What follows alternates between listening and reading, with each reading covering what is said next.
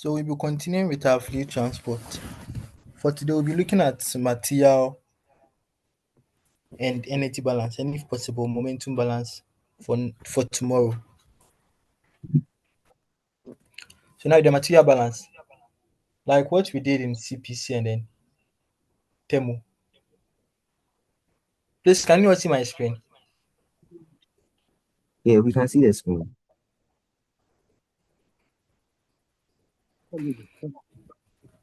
Yeah, so the material balance. In fluid transport, we are considering material balance through a conduit. In the conduit, you are just looking at any channel, like a pipeline or say a nozzle, with both input and then output.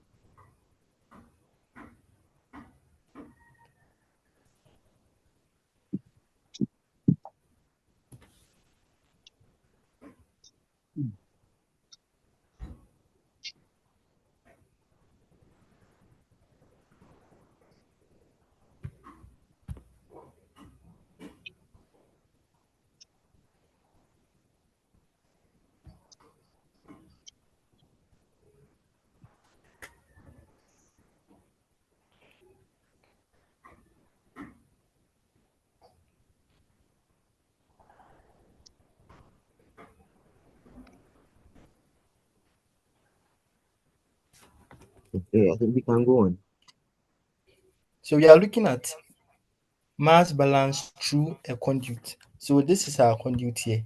Any channel with both openings, both the input and then the output. And then the control volume is the section we are considering. So if you are considering this section, the whole of this side becomes our control volume. Now, like what we did in the CPC, what is entering will always be equal to what is coming out. And with the material balance, there are some assumptions we can consider. We first spoke about in CPC, we spoke about steady states and then unsteady states. But here we'll be looking at the assumptions we are considering for this mass balance.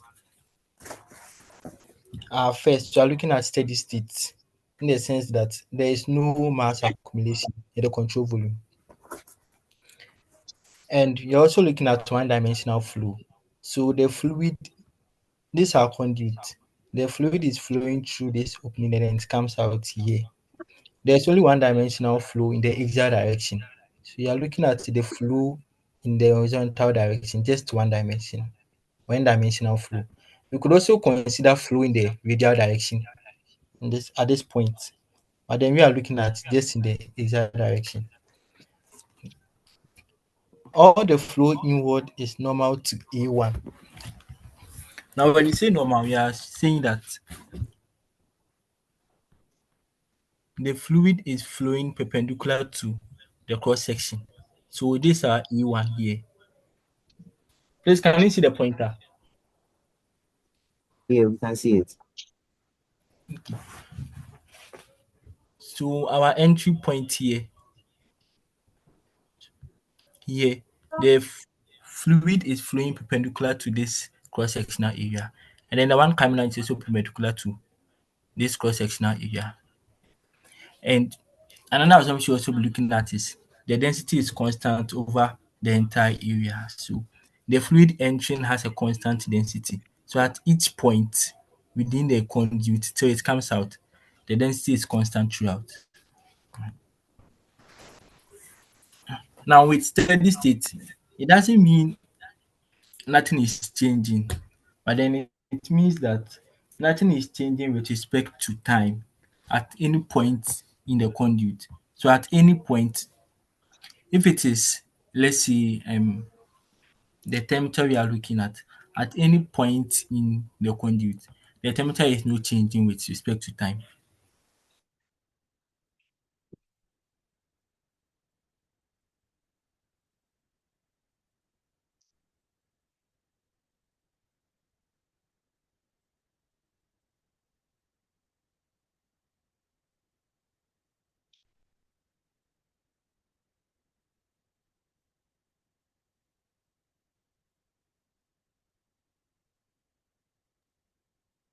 Francis, your screen is disconnected and we've lost you.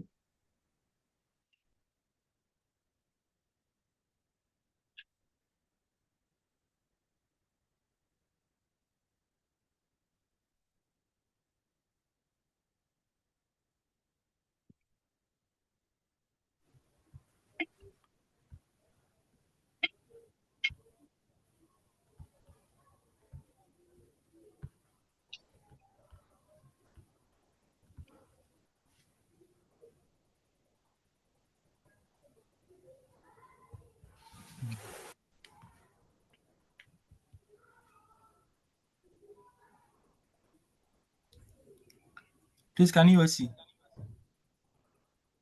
Yeah, we can see. Okay. Now, from what you learned in our previous lessons, we said that the overall mass balance is inflow minus outflow plus generation minus distraction, and that should be equal to accumulation. Now, here, because you are looking at a close, you are looking at a conduit here. There is no generation because there's no reaction taking place. There's no distraction. So you are just looking at our inflows and then our outflows. And because it's an open system here, there's nothing like accumulation, right? So as part of our assumption, we said there's no mass accumulation.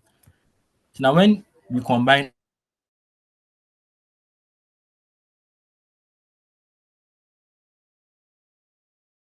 in the sense that what is entering is equal to what is coming out, right? So when you see anything like M equals constant, it means that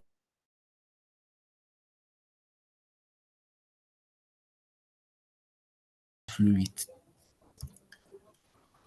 We can represent our mass fluid as density times velocity times our area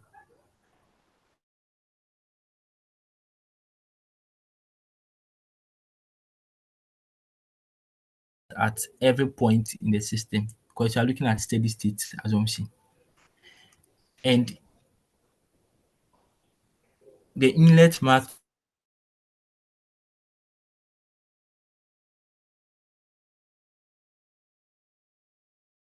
look at our inlet mass fluid. That would be our inlet density before the fluid enters at this point.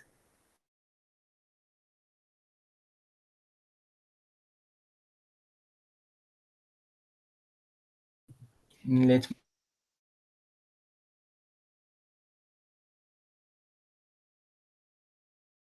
approach density, velocity, and then our area. When you multiply them, we get mass fluid at the outlet. Now, since our mass fluid is constant, then it means our inlet is equal to our outlet. So we end up getting this VO1 V1 E1 equals VO2 V2 E2.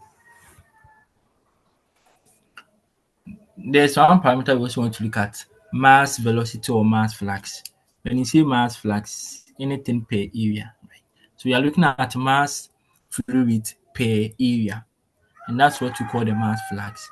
The mass fluid, we are looking at the mass flowing through the conduit per the unit area or the per the cross-sectional area.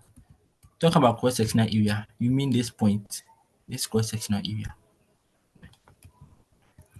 Yes, so that is called a mass flux or mass velocity. They are the same thing. And the expression is density times velocity. So density is kilogram per meter cube. When you multiply by the velocity, which is meter per second, we end up getting kilogram per meter squared second.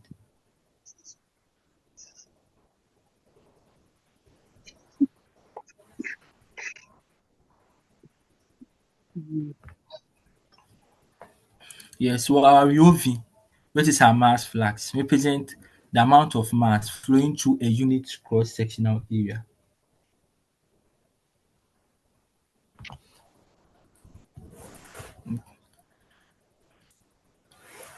Now, why is mass balance so much important?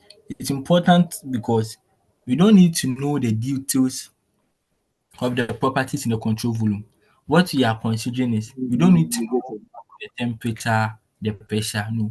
what we just want to look at is what is entry and what is leaving. And that makes overall mass balance very, very powerful because you need not to know the specific properties of the fluid you are looking at.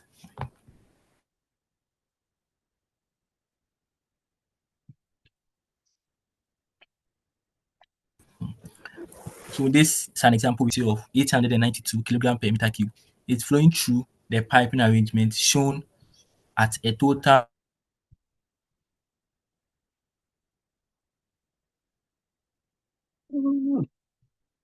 rate of 1.388 times. So this is the inlet section. And then this value given here is volumetric fluid. The flow divides equally in each of the pipes.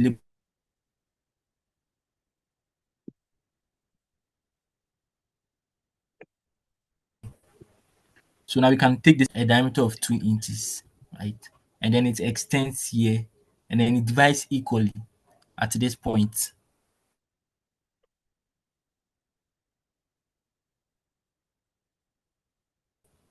There's two pipes that are scared of factorizing pipe diameters. So when you have the chart, you can use this schedule number to know the inside diameter of the pipes.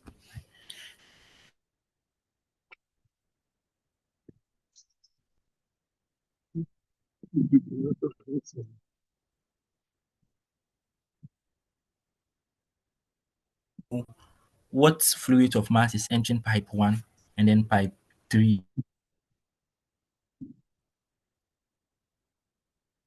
Average velocity in pipe 1 and then pipe 3, right? So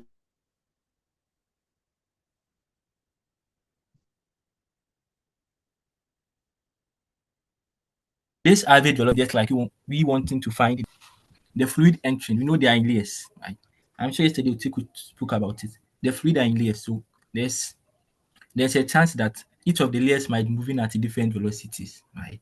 So at each point, if you want to consider the velocity of the whole fluid at a point, you have to look at the average velocity, right? And that's why at this point we are looking at the average velocity in 1 and 3. So the same as at what velocity is the fluid entering the pipe, and also the mass velocity. And we know the mass velocity is same as our mass flux. So these are the dimensions given for the schedule for the pipe. For a 2-inch pipe, D1, which is our internal diameter here, is 2.067 inches. And when we convert it into meters, this is what we get. And this is also our 3-inch pipe for the second part. And then for the third part, these are our internal diameters. First of all, we want to find the total mass flow rate M in pipe 1. So how do you find our total mass flow rate entry? We come back to this equation. We said our inlet mass flow rate can be calculated from VO1, V1, E1. So know our densities, right? The petroleum crude oil having a density of this. Now to solve this question, we first have to make some assumption. And then the assumption is that the density is constant throughout, right? So at each point, the density of the crude oil still remains the same, which is 892 kilogram per meter cube.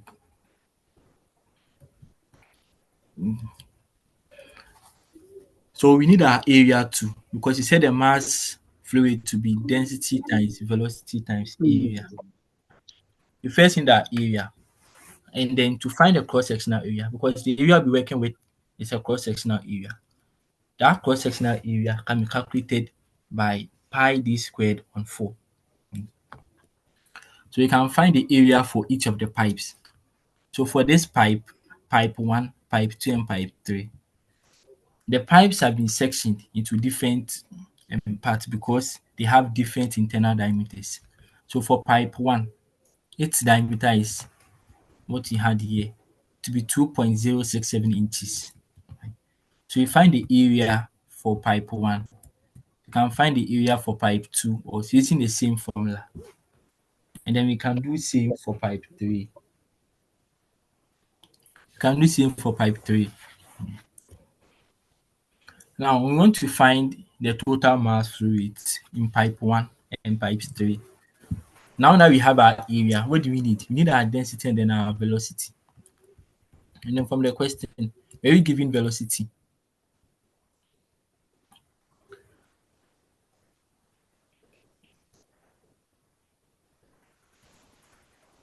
Hey, sorry, it's density times volumetric flow rate, right? Not velocity. Times volumetric flow rate times our area.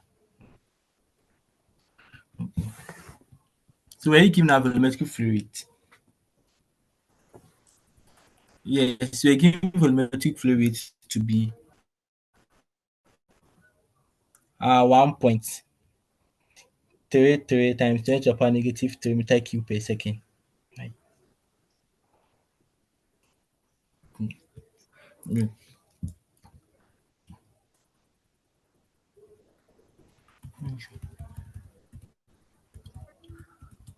They say the mass flow rate is, sorry, this V here is velocity. The mass flow rate is density times velocity times area. Now, when you multiply your velocity and then your area, velocity is meter per second. So when multiplied by the area, which is meter squared, you end up getting meter cube per second, and that becomes volumetric flow rate. So this portion, which is velocity times area here, gives volumetric flow rate.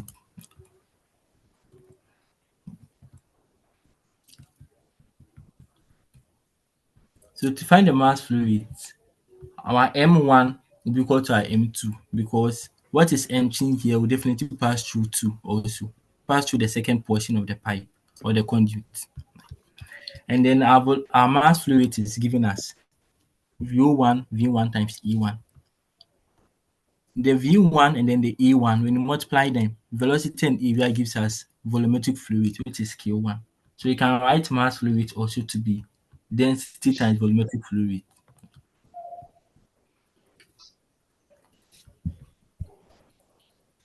And then we're giving our volumetric flow rate to be 1.388 times 10 to the power minus 10 meter cube per second. We have to find the mass flow rate in the SI unit. That's why we converted the internal diameters into meters, from inches to meters. But then our volumetric flow rate was already in the SI unit already, so no need to do any conversion. When you multiply them, you get your M1, which is your inlet mass flow rate, to be 1.23 kilogram per second. Now we need to find the flow rate, the mass flow rate in the pipe 3 too. Right. From the question, it says that the flow divides equally in each of the pipes labeled 3. So at this point, the flow divides equally. When the fluid or what is entering, in this case our crude oil, when it flows to this point, it divides equally. So the amount that is entering in this pipe is the same amount entering through this pipe too. So we can say that our mass flow rate, which is flowing through both pipes 3, will be our inlet mass flow rate divided by 2 because it flows equally, right? So when you divide, you get 0.619 kilogram per second. So that gives us our mass flow rate for the 3 pipes here.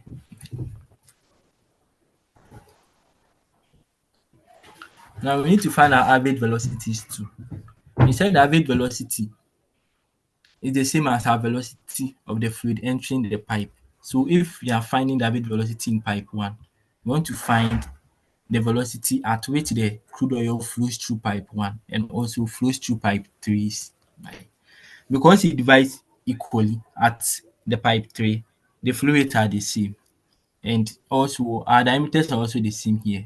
So it's fine.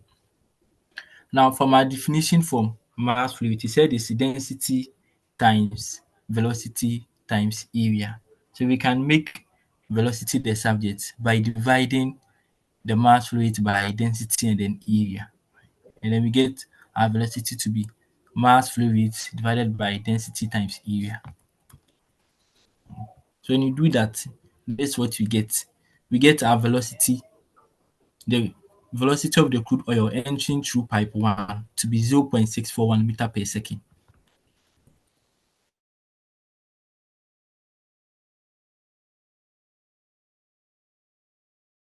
Are we okay?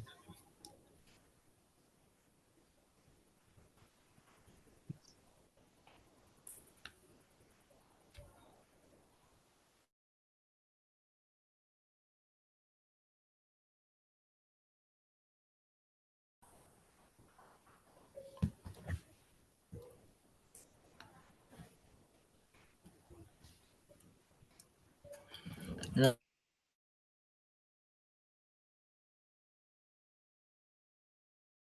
Density times our velocity.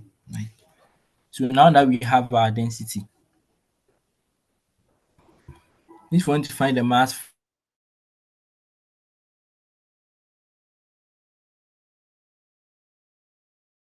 our velocity, we say the density is constant throughout. That's why even at for the pipe, they will use the same density. So as part of our assumptions. So when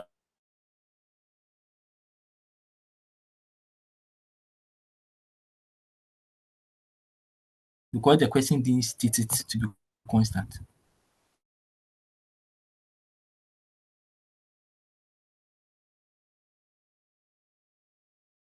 Our velocity for this pipe, that will be the same density multiplied by the velocity at this point. So in this case, it will be V3, which is 0.528 times our density here, and that will give us our mass velocity at point 3.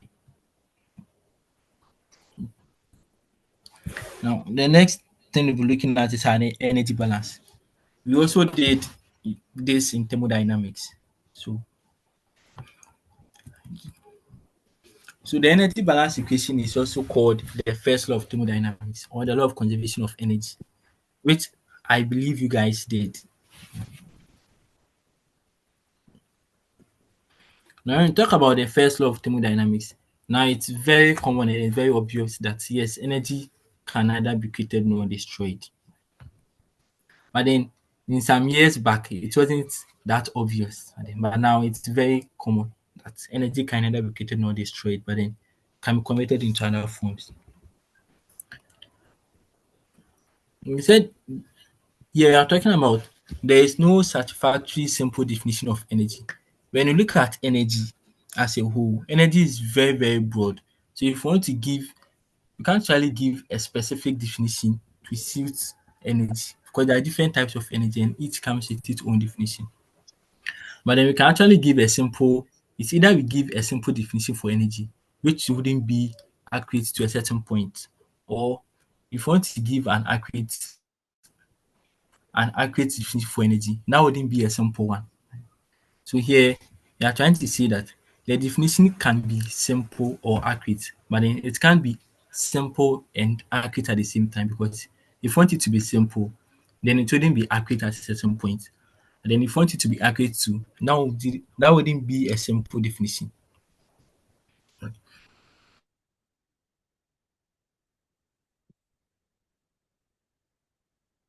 then in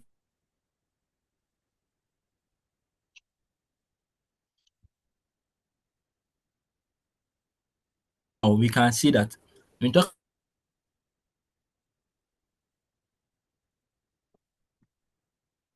about energy, it's just an abstract quantity which form to another. All quantities of energy are relative to some arbitrary data. Is someone asking a question? No, no. Does anyone have a question?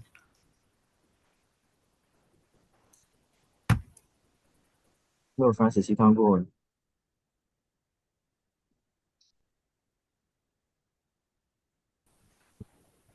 I proceed. Yeah, you can proceed. So all energy quantities are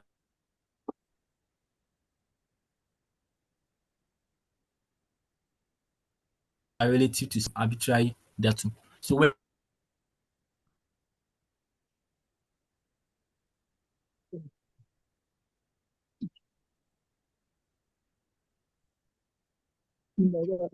Okay.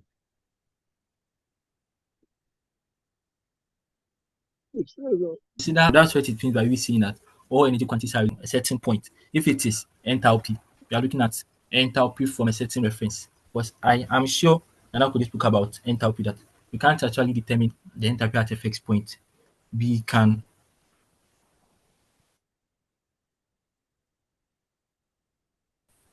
measure enthalpy in relation to a reference point. So if it has point zero, then if you want to look at the enthalpy at this particular point, then comparing it to a reference point, then we can use that. Please, are you okay? Yeah, Francis, kindly take it again just briefly because I think the line broke at a point. So all energy calculations are based on changes in energy. Looking at the general energy balance or the general balance, it says that accumulation is equal to creation or generation minus distraction plus flow in minus flow out. And then this applies to all general balances, whether energy balance or mass balance. Now, however, since energy can neither be created nor destroyed, the energy balance, we say the energy can neither be created nor destroyed. So our creation and then our distraction here out of the equation. And then we end up getting accumulation.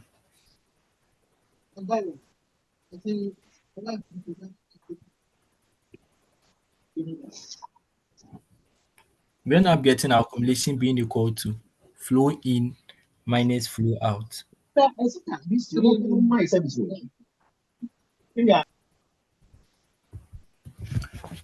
let's look at the first law of thermodynamics.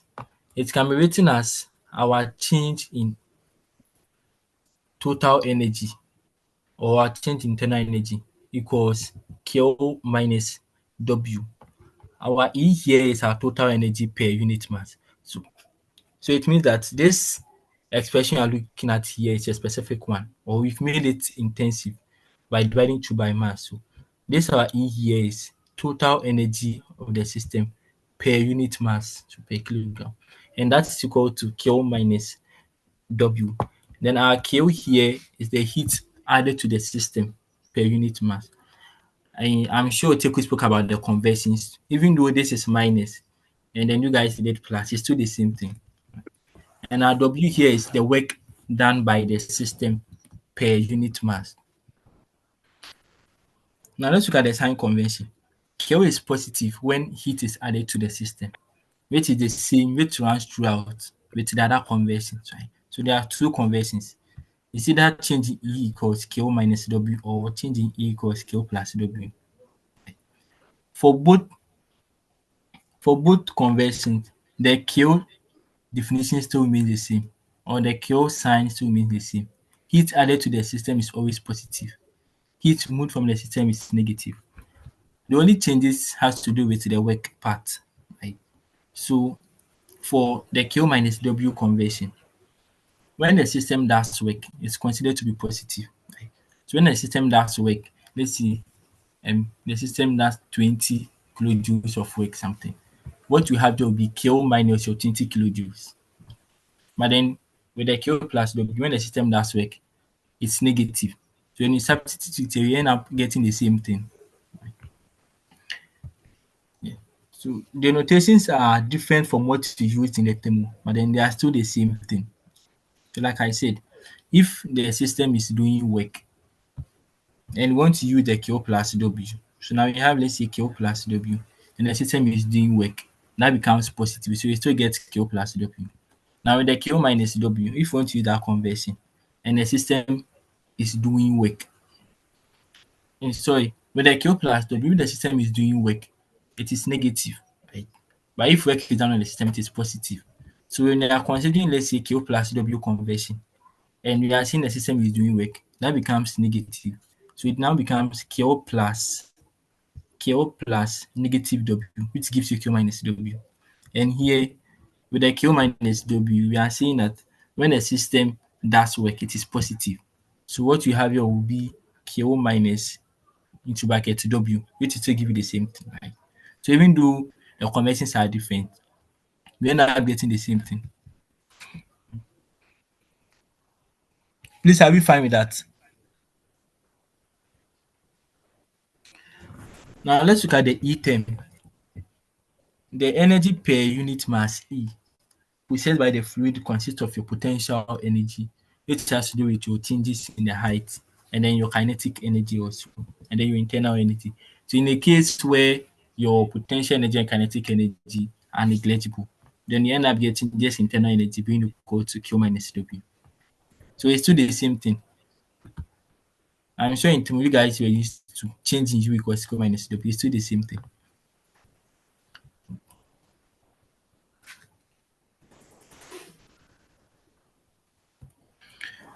Now, the work done by the system can be shaft work, flow work, and then viscous work. I'm sure this one, Nana Kojo, Yeah, Francis. I, I hope you spoke about this in the thermodynamics. And when we did them, we spoke about shaft work and flow work, but we didn't really speak about viscous work. Okay, I think that okay, plays more in the fluid, but then even with the fluid, we're saying that usually we neglect it. We mostly focus on shaft work and flow work. yes.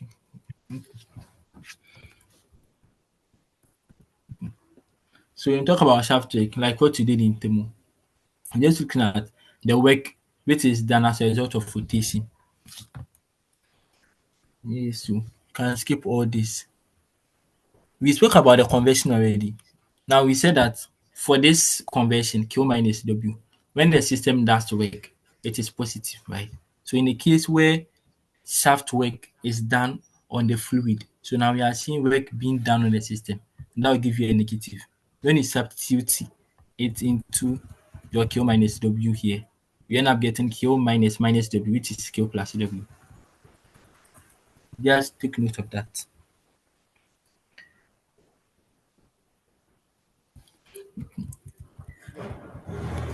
Okay. And then we also spoke about flow work in thermodynamics. Right? So this is the work as a result of the inflow and the outflow of the fluid. Right? So as the fluid enters and then leaves the system, it does some work on the system. Right? And that type of work is called the flow work. Sometimes you call it pressure volume work. And then it is represented as PV or PDV. So depending on what you are looking at.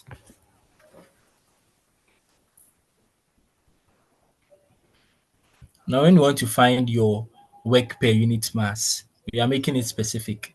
So you can divide through by the mass. So you divide through by the mass, you are going to get pressure times volume divided by mass. And then V over M is inverse of density because density is rather mass over volume. So when you have volume over mass, that is inverse of density. And then we know inverse of density to be specific volume. So you can have something like P times your specific volume.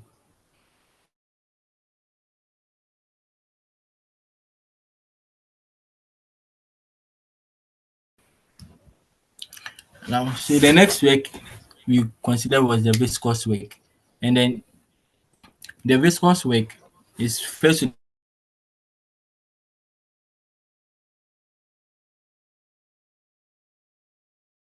the fluid is, let's say the flow regime is a laminar flow.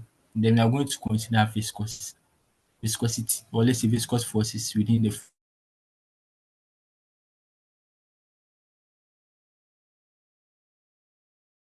that we just looking at fluid in which there is no, I mean, we'll be considering turbulence flow. Yes.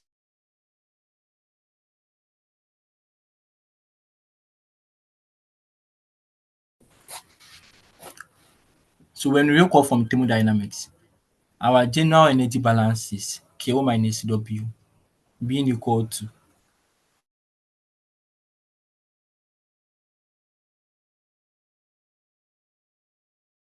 the system. And that total energy, you can have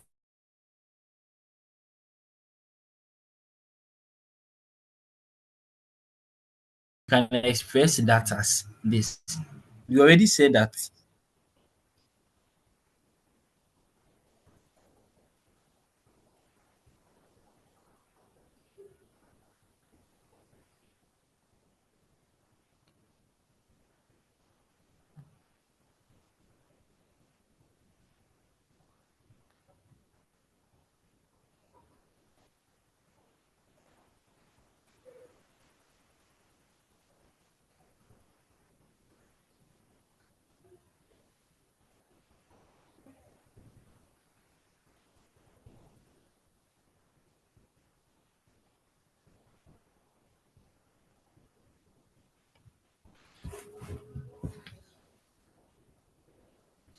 Okay. Please, can you hear me? Yeah, we can hear you now. Okay. Yes, from the general energy balance, we said K minus W is equal to our change in total energy. And then we spoke about the constituent of the total energy that it consists of kinetic energy, potential energy, and also our enthalpy. Right? So this sum up to be our total energy of the system. So if there is no, I think we spoke about open systems and then closed system. Here, when you look at the conduit we're considering, realize that the conduit is actually an open system. Right? That's why you have our enthalpy term here and not internal energy here. Please, are we fine?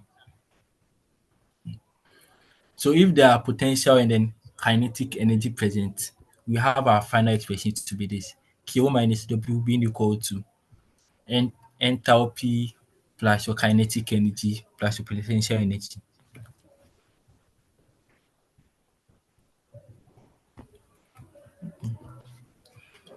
Yes.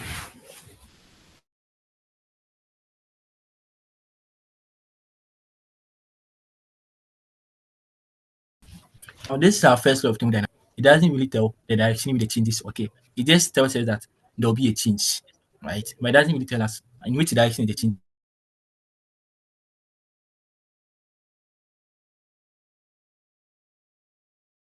it exists okay, whether form, right? So that is being corrected by the second law of thermodynamics. So let's consider this example. Water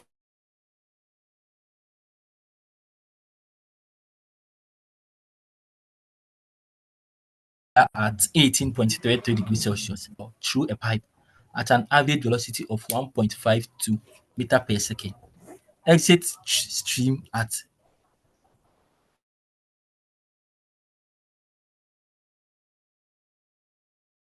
exiting at here. First, water enters a boiler at 18.30 degrees Celsius and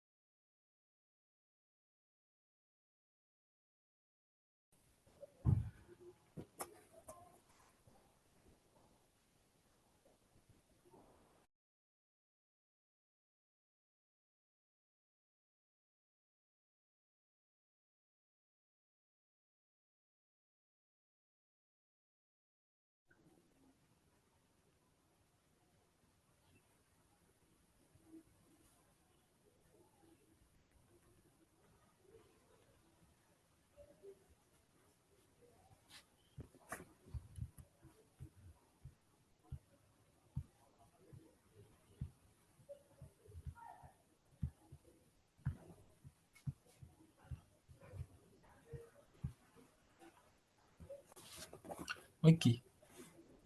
I hope you can all see now. Yeah, we can see and we can hear as well. So water enters a boiler at 18.32 degrees Celsius and 137.9 kilopascal through a pipe at an average velocity of 1.52 meter per second.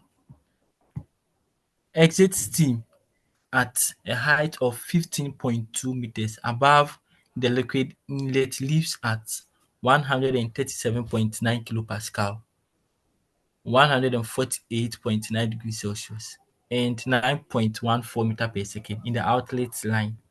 At steady state, how much heat must be added per kilogram mass of steam? The flow in the two pipes is turbulent. So now, this becomes our boiler, right? And our water stream enters the boiler, right? So this is our water, and we label that as point one.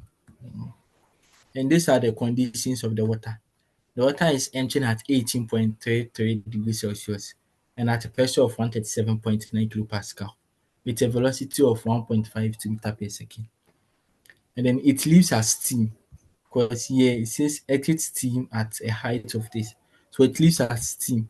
And then there is a change in the elevation.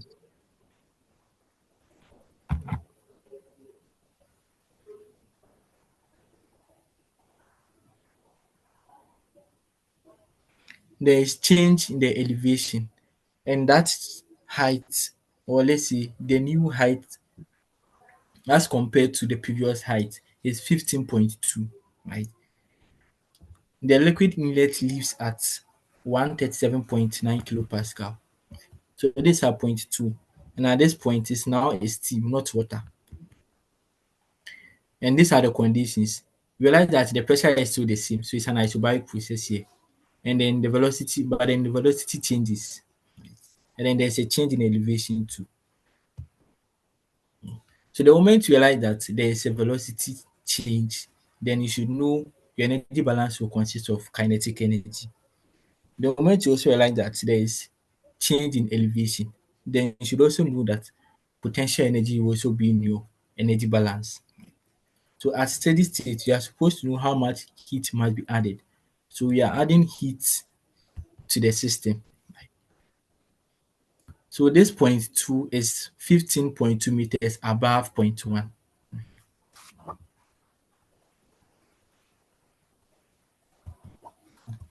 So these are heat that we are adding to the system. We need to find the amount of heat that must be added to the system.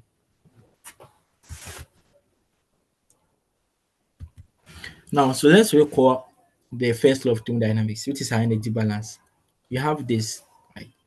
But then from the question, you realize that there was no shaft work. So our shaft work term is 0. So this part goes to 0. And then we are left with K being equal to M. Now we can factorize because when you do your mass balance, you realize that the water that is entering becomes steam and then it leaves. So there is just one inlet and then one outlet.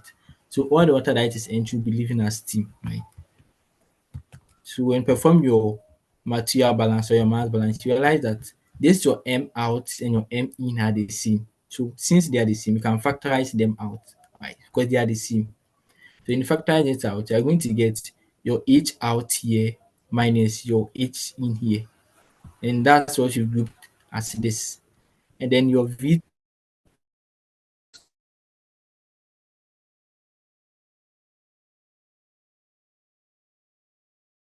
over 2 minus your V2 squared over 2. Your ZG and then your ZG. Because G and G are also the same, you can factorize your G out and then get your Z out minus your Z in. So this is what you get. So this becomes the final expression. Now taking the datum height, which is our reference to be 0 at this point. Because from here we are saying that point 2 is 15.2 meters above point 1. So when you are using point 1 as our reference, you realize that point 2 will be if point 1 is 0. So in the reference, you are trying to see that let's assume point 1 is 0, right? The level here is 0. Then it means point 2 will be 15.2 because it's 15.2 more than point 1. That's why in the slides earlier on, we said that all the quantity of energy are defined to an arbitrary datum. So we were trying to see that there's always a reference point to be looking at when it comes to energy. So here we are looking at the reference point at point 1 to be 0. So if point 1 is 0, then our Z2 becomes 15.2 from point 1. Please, are we okay? Now we can find our change in elevation to be 15.2 minus 0, and that gives us 15.2. Right. So for this portion, we have 15.2 meters. Now let's come to our enthalpy. Because we need to find our H2 and our H1. Right? Depending on the inlet conditions and then the outlet conditions. We can read the enthalpy values from the steam table. Right. So this is our steam table. And then from the question, it read that the water entered at 18.33 degrees Celsius and 137.9 kilopascal. So here This is liquid, this is saturated vapor, and this is liquid, right? And then we are looking at enthalpy, so we are considering this portion. What entered was water, right, which is liquid. So we are going to look at this portion of the steam table, the liquid portion, not the saturated vapor, because it wasn't a steam, it was water that was entering, so liquid, right? So at this particular temperature, at 18.32 degrees Celsius, so at this 8, there's no 18,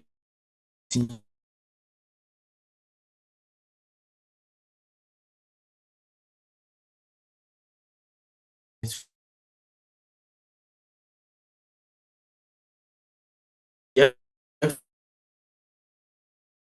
interpolation. So we can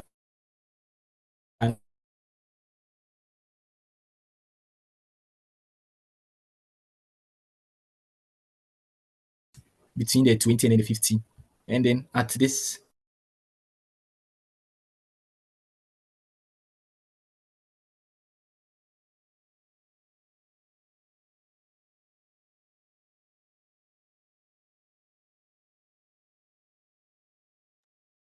Francis, please, we really can't hear you.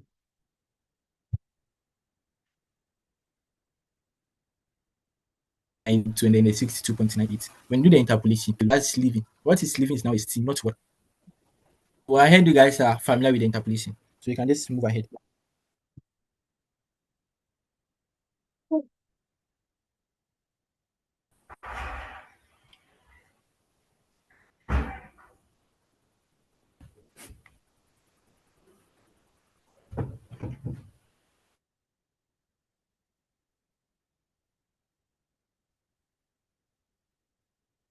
Can you all hear me now?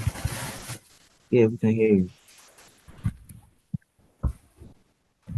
Okay. So I heard you guys are familiar with the interpolation.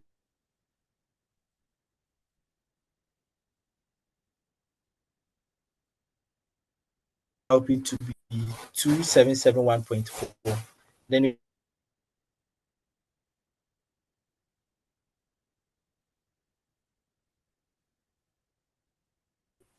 so now we have our change in enthalpy and then our change in potential energy, which is our change in our elevation. We can substitute them here. Our H2 minus H1 is what we had as this 2694.4 kilojoule per kilogram. And then our Z2 minus Z1, we had it to be 15.2. So we can substitute them. Our V2 becomes our final or our outlet velocity. And that was given as 9.14 squared. And then our inlet velocity was given as 1.52. So when you substitute them here, but one thing you should take note of is that our enthalpy here, what we read from the steam table was kilojoule per kilogram. But then our potential energy and our velocities and our kinetic energies here, when you calculate them, the what you'll be getting will be joules per kilogram, not kilojoules. So you need to convert our enthalpy here into joules per kilogram. The kilo is just a prefix times 10 to the power 3. So you can bring that one here, and then we now have our terms to be consistent and then uniform. Right? So they are all in joule per kilogram, joule per kilogram. Then we can add them. Now the heat that we are finding here becomes a specific heat because our final answer now becomes joules per kilogram. If we had known the mass flow rate of the fluid that was entering, then we could have multiplied it by this expression. Then we end up getting our heat in the form of power, right? Or in the form of joule per second. Please, are you okay? So this is the amount of heat we need to achieve that temperature that we want.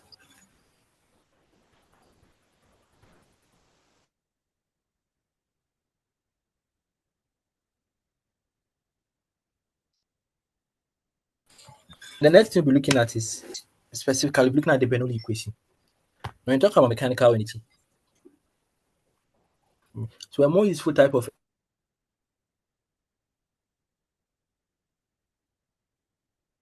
for flowing fluid, especially liquid. It's a modification mechanical energy balance you are talking about here. It's similar to the normal energy balance you know, which is Akio. The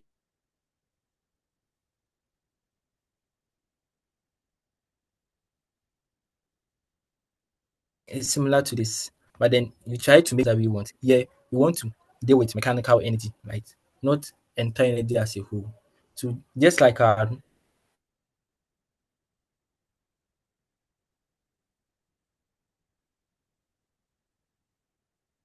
energy balance, you just make some modifications to it. So it includes the following terms also: the work term, the kinetic energy and potential energy, the flow work part.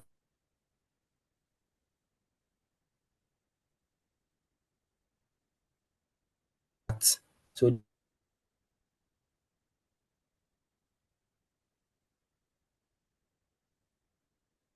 energy can either be converted into work directly or in actual sense you can say energy is saving work, right?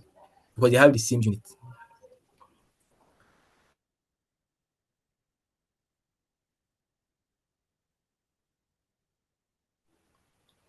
Energy converted to heat is lost work.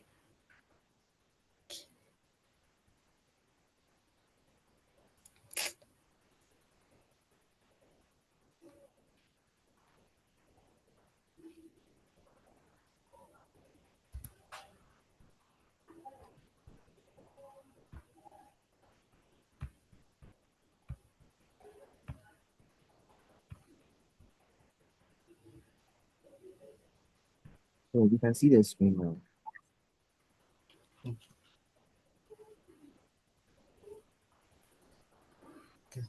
So I was saying that energy which is being converted into heat is lost work.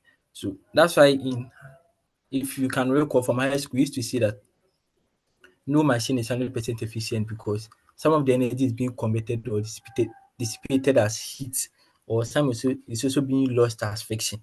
Right. So anytime energy is being dissipated as heat or lost as friction, we consider it as a lost work. Then we still have here we are considering mechanical energy balance.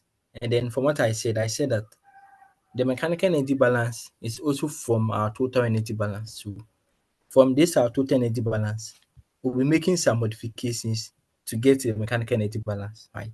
And then end up with our Bernoulli equation. So from the energy balance here, if we're considering conservation of mass, of course mass is conserved, but then we are looking at a system where there is just one inflow and then one outflow. That means our M in is equal to our M out, right? So we can factorize our M out and then we can divide through the equation by our M. So when you divide through by the M, we end up getting both our K and our W all per mass, making them specific in the sense that you divided through by kilogram or let's say mass fluid. So everything becomes specific. That's why we are representing them as small letters here. So they are still the same. It's still heat, but then this is joule per kilogram, joule per kilogram, joule per kilogram throughout. Our H out minus H in can be written as dH, which is a change in enthalpy. And then our Z out minus Z in can also be written as dZ. Right? And then our V out squared minus V in squared can also be written as dV squared. And the unit for all this will be in joule per kilogram because we divided through by our mass.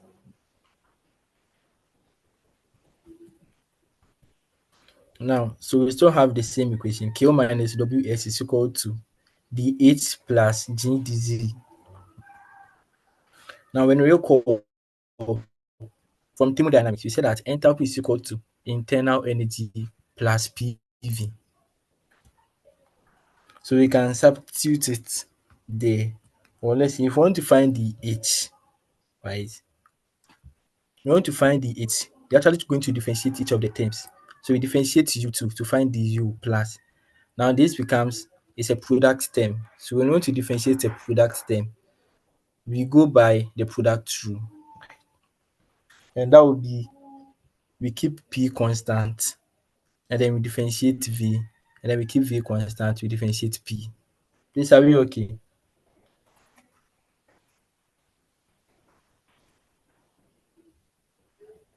Please, are we okay? You can carry on. Okay. So now the U is equal to the 8 is equal to the U plus P div plus V. We said that change in U, or from the um first law of thermodynamics, we said that change in U or change in E, which is our total energy, is equal to K minus W,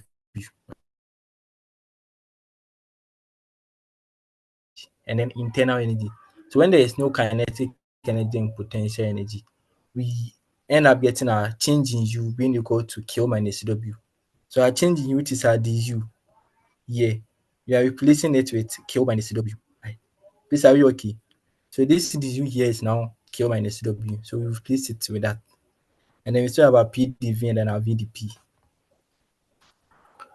When we substitute with that, our W here can be written as P dv. At this point, this W here is our flow work, right? Our pressure volume work. So we can represent that as P dv, right? So our W is P dv, and then it can cancel out with this P dv also. So we end up getting the H being equal to Q plus VdP. Now, when we want to substitute everything back, this expression for the H. So now to put the H back into our general equation here, we're going to have Q minus Ws being equal to Q plus VdP plus G dz plus dv squared over 2.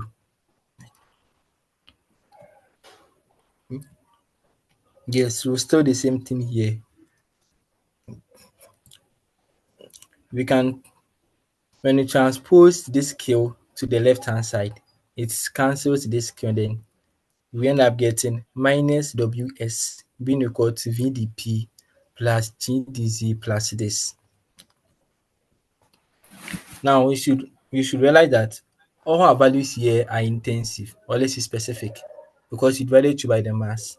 So right from the beginning we did the division by mass. So all our terms here are intensive, or let's say they are specific, right, per kilogram.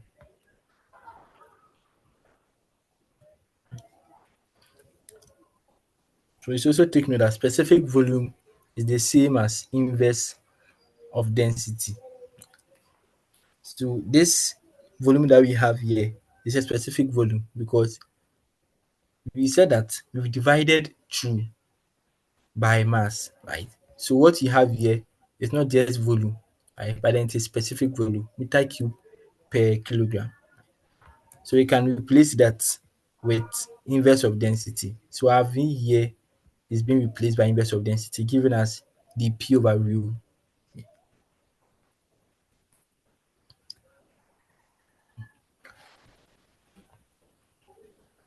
We can also work with the assumption that density is constant. So depending on the problem given, if we assume density to be constant, then we can end up getting this. This dP here is a change in pressure, right? So P2 minus P1 or P final minus P initial. Our dz here is also change in elevation. So final minus initial, or at point 2 minus at point 1. And our velocity here is also final and then initial. So point 2 and then point 1.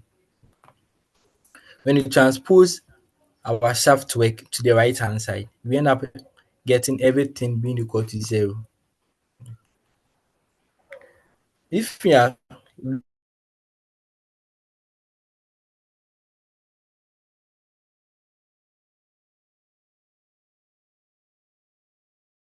said that we are working the assumption that the density is constant. So in that case, that's why here we just have P2.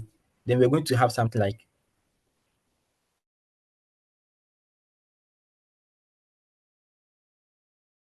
they are the same or they are constant. Density is constant throughout. So P2 minus P1, everything divided by rho.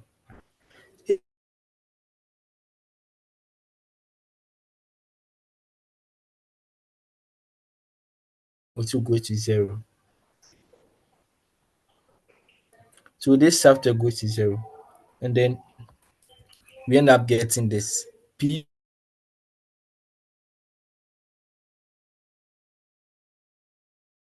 G change in Z plus this portion is the kinetic energy being equal to zero. Now when I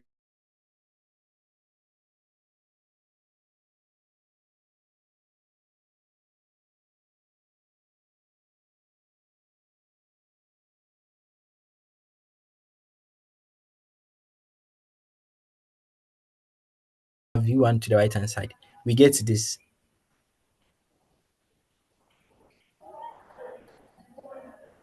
We get this. And then this is called the Bernoulli equation. So at this point, this equation and this equation are the same, right? These two are the same. It's just that this is the expanded form of this equation, right? So this equation is what we call the Bernoulli equation. So if nothing at all, you should have this equation in mind, the Bernoulli equation. This is called the Bernoulli equation.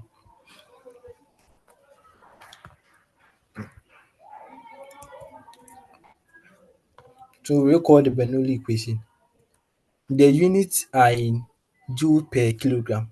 We've spoken about this already. Or meter squared per second squared. That is the SI unit form of this. There are some assumptions we can make with the Bernoulli equation.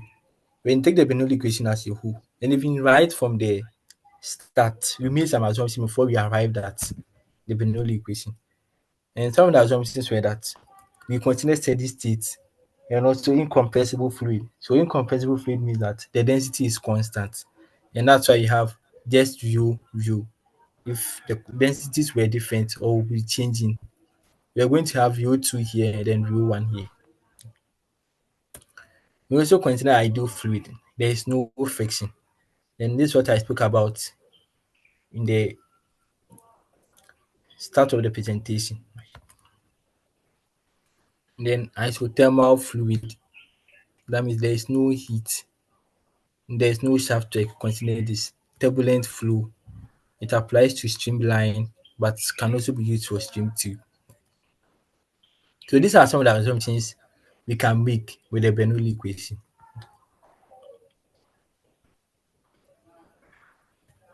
Now the Bernoulli equation shows that when velocity increases,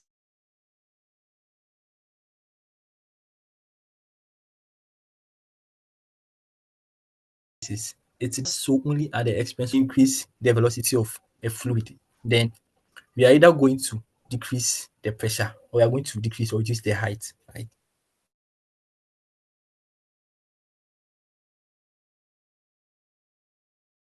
That's why the Bernoulli equation here shows us found in a change of either pressure or velocity, right?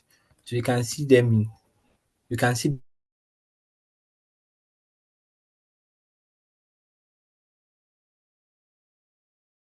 them in the equation. So if but then we are trying to change our final pressure. So when you change our final pressure, and let's see our inlet velocity, inlet pressure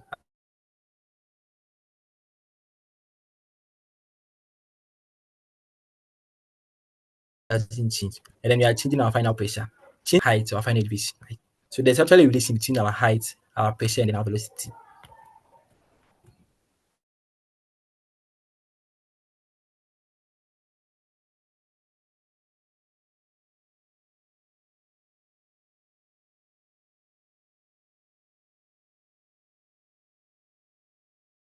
One, because in the Bernoulli equation, we mostly use it for a pipe segment, right? So when you're looking at the pipe segment, our mass balance still holds, right? So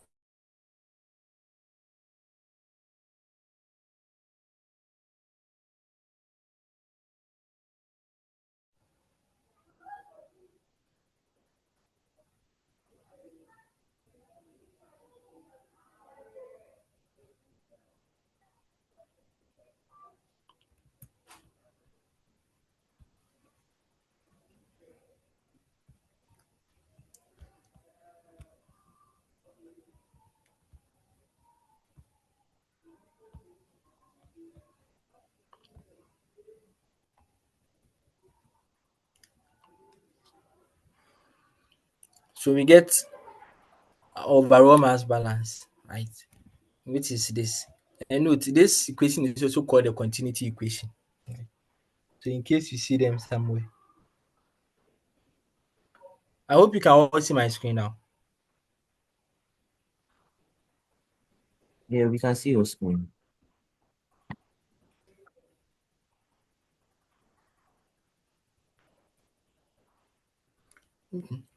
So we also have something we called the head form, right?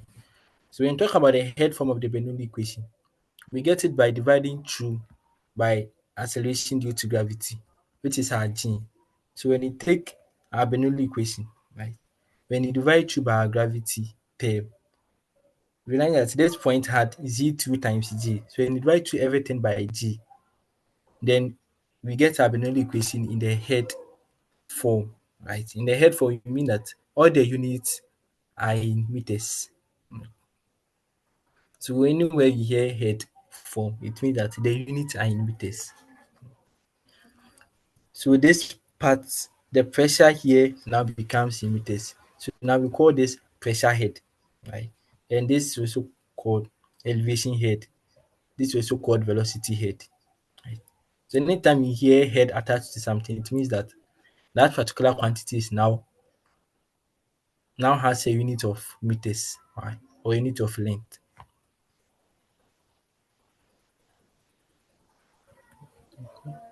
So now this is still in the head form, and then this is still Bernoulli equation.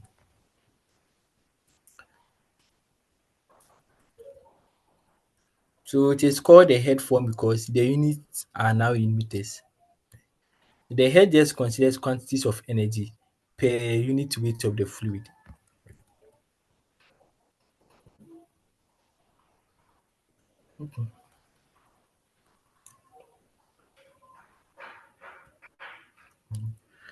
So in this term here is our pressure head, and then also have our static or elevation head for this term. For this term, and then you have velocity head or dynamic head for this term too. Now in sum everything is called our total head, and it's constant along any streamlines. So I think this is fine. Now when you sum your pressure head and your elevation head, you have what is called piezometric head or the hydraulic head. So anytime you hear piezometric head, it means that there's a summation of pressure head and your elevation head.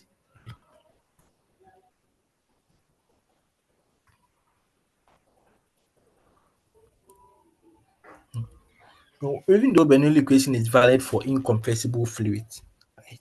So valid for incompressible fluids, you are trying to see that it works when the density of the fluid you are considering is constant, right? But then even though it works for such incompressible fluid, it can also be applied for gases at velocities below 60 meter per second. Right. So if the velocity of the gas you are considering is below this, then we can still go ahead to use the Bernoulli equation to solve. Yes. And assuming incompressible flow of gas at velocities as high as 200 meter per second. You see here we are talking about the velocity being lower than 60 meter per second. But then if you have our velocities as high as 200 meter per second, and then we use it in our calculation, there will be some errors, but then a very slight error, which is around 5%. So let's consider one example here. Right. Water enters a horizontal pipe of non-uniform cross-section with a velocity of 0.6 meter per second and leaves the other end with a velocity of 0.4 meter per second. So it first enters at this velocity, which is our V1, and leaves the other end with a velocity 0.4 meter per second, which is our final velocity. At the first end, pressure of water is 1600 Newton per meter squared. We need to calculate the pressure of water at the other end.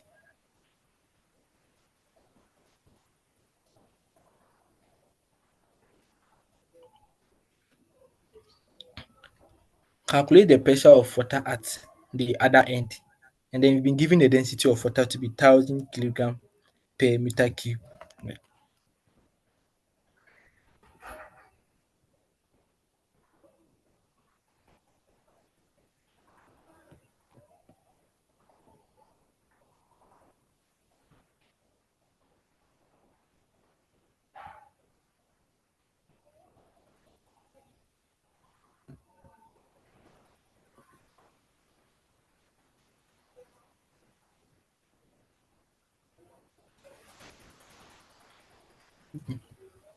So now we first have to consider or write down our Bernoulli equation.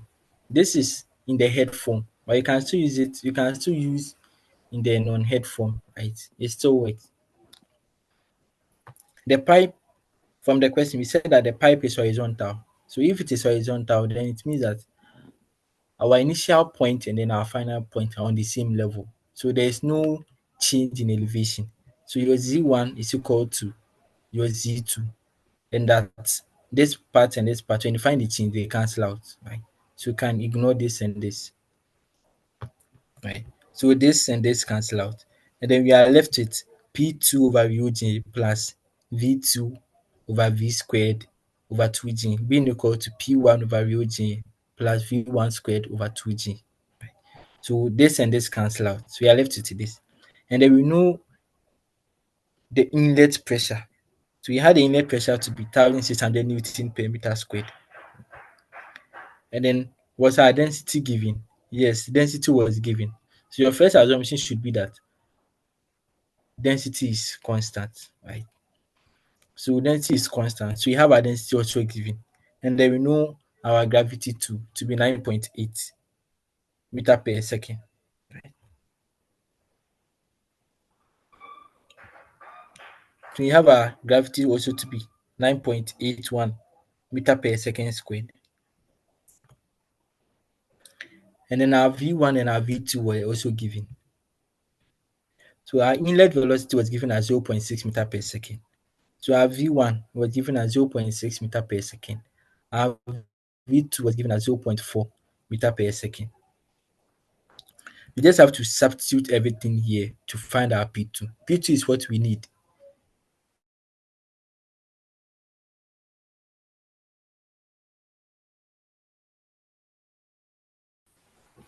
Now, so we just have to substitute. Our density here was given as 1000, and then our gravity was given as 9.81. We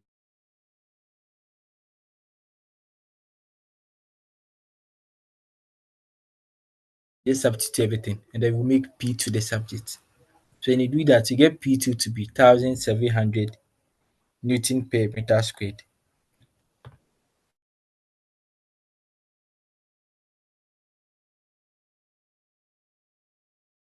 Earlier, we made assumption that there was no friction when we were driving the Bernoulli equation. But you can also consider a case, or there will also be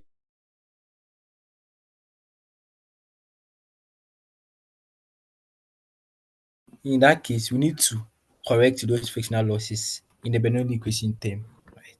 And also when there is shaft works also present. Yeah.